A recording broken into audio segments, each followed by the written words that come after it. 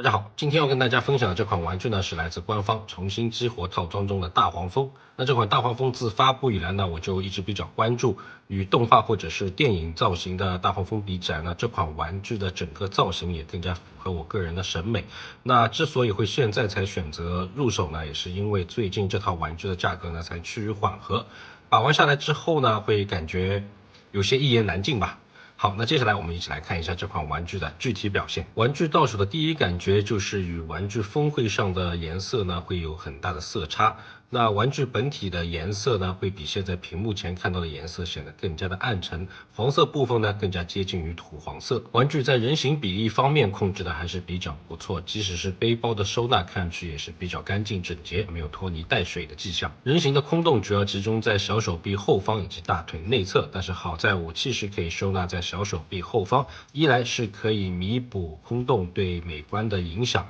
第二呢，在载具形态下呢，这也是一个非常不错的、非常隐蔽的一个收纳方式，算是一个加分项吧。人形没有腰转，其他可动部分呢也表现一般，但是关节紧实度还是比较不错的，勉强可以满足日常的造型需要吧。这次玩具最大的缺点主要集中在涂装以及材质做工方面。涂装采用不对称设计，照理来说应该是这款玩具的特色，但是在上色时呢，却有着明显的溢漆，包括胸口的汽车人标志，在刻线部分呢被一并上成了红色，让原本有立体感的浮雕呢显得过于扁平化。材质问题则主要集中在小腿后部的两侧轮胎收纳部件，经过几次变形之后呢，均已出现了明显的白痕。那做工方面呢，则主要集中在一侧的车轮有明显的飞边，包括滚动性也是非常的不顺畅。接下来我们再来看一下这款玩具的变形。